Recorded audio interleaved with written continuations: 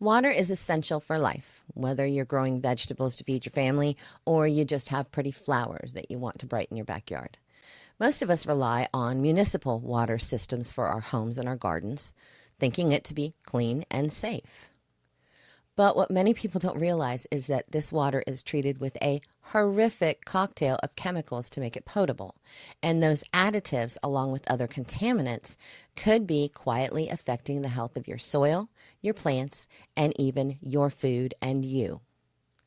So we're going to take a look at what's really in your tap water, how it impacts your garden, and what you can do to protect your plants, your food, and ultimately yourself. Tap water doesn't just flow out of your faucet untouched. Cities and counties add chemicals to treat the water, ensuring that it's safe to drink and free from harmful bacteria. One of the most common additives is chlorine. You can smell it in your water, and it's used to kill pathogens. While it's great for keeping drinking water safe, it can harm beneficial microbes in your garden soil. And these microbes play a really crucial role in breaking down organic matter and making nutrients available to plants. Without them, soil becomes less fertile over time, and your plants are going to struggle to thrive. Chlorine also has the potential to damage delicate plant leaves when sprayed directly, especially in hot weather. To make things more complicated, many water systems use chloramine, a mix of chlorine and ammonia, as a disinfectant. Chloramine is more stable than chlorine, which means it doesn't evaporate easily if you let your water sit out overnight. This stability, however, can have a lasting impact on your garden. Like chlorine, chloramine disrupts soil health, but it's harder to remove from water. Gardeners that rely on treated tap water over long dry seasons may unknowingly be creating an environment that's less hospitable for their crops. And FYI, according to a just published scientific journal study, 113 million U.S. residents receive chloramine-treated water from their taps, raising speculative concerns that those citizens could be at risk of cancer and other health impediments as a result of their repeated, unintentional chemical consumption. The study was published on November 21st, 2024. Fluoride is another common additive in municipal water. Added to prevent tooth decay in humans, fluoride is generally present in small amounts. But over time, fluoride can accumulate in your soil, especially in gardens that don't receive heavy rainfall to flush out the buildup. Sensitive plants like herbs and root vegetables may show signs of stress, like browning leaves or stunted growth.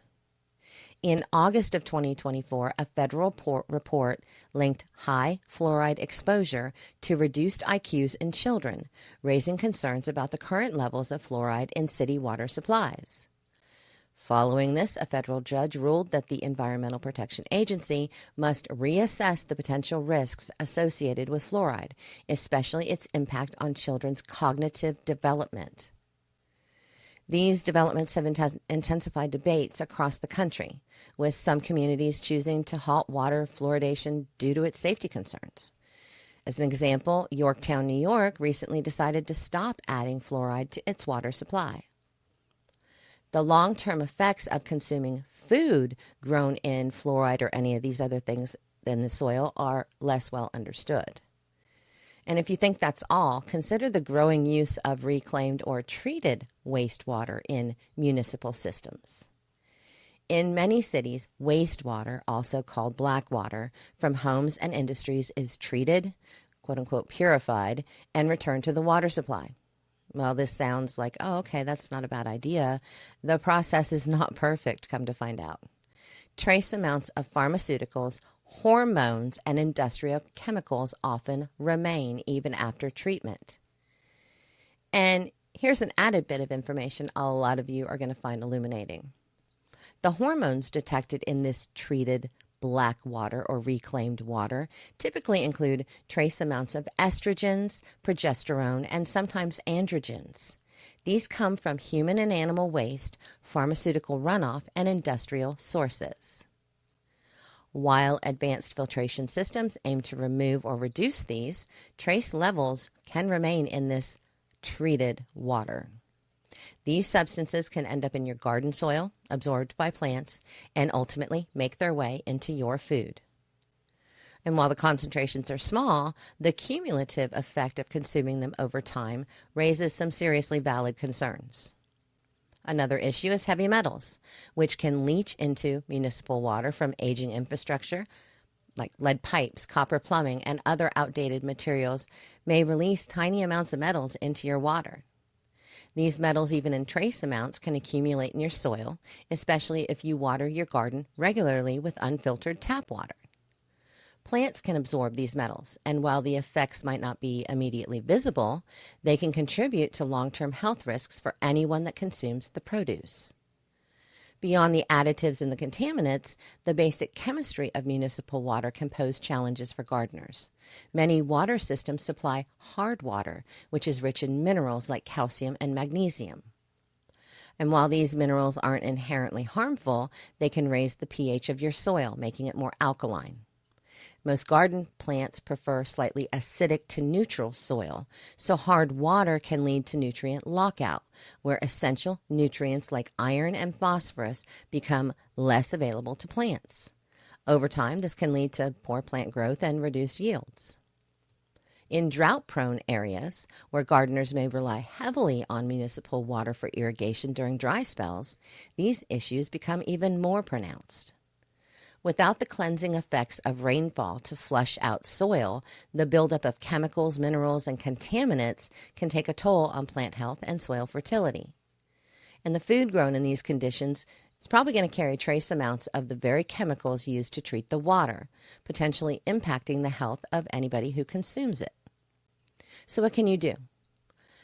First, it's important to understand what's in your water. Most municipal water suppliers provide annual water quality reports that detail the levels of chlorine, chloramine, fluoride, and other substances. And if you're unsure, test your water at home with affordable kits or send a sample to a lab for detailed analysis. And testing your soil periodically is also a good idea, especially if you notice changes in your plant health or you suspect there might be a buildup of chemicals. Testing your water is obviously also a good idea. So I've gone ahead and placed links to home soil and water test kits in the description of this video if you're interested. For those looking to reduce the impact of treated water on their gardens, there's several practical solutions. One simple method is to collect rainwater in barrels for irrigation.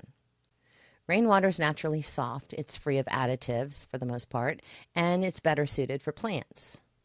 If collecting rainwater isn't an option, you can consider using a garden hose filter designed to remove chlorine, chloramine, and other impurities. These filters are widely available, they're easy to install, providing an affordable way to improve water quality. And I've put a link to one of these in the description as well. Adding organic matter like compost or mulch to your soil can help buffer against the effects of treated water. Organic matter provides soil structure. It encourages beneficial microbes, and it can even bind to certain contaminants, reducing their availability to plants. For gardeners dealing with hard water, soil amendments like sulfur can help lower your pH, while periodic deep watering can sometimes help flush out excess minerals. While municipal water is convenient and necessary, understanding its potential impact on your garden is crucial. By taking steps to minimize the effects of chemical additives and contaminants, you can protect your plants, your soil, and ultimately your health. After all, the water you use to grow your food should nurture life, not compromise it.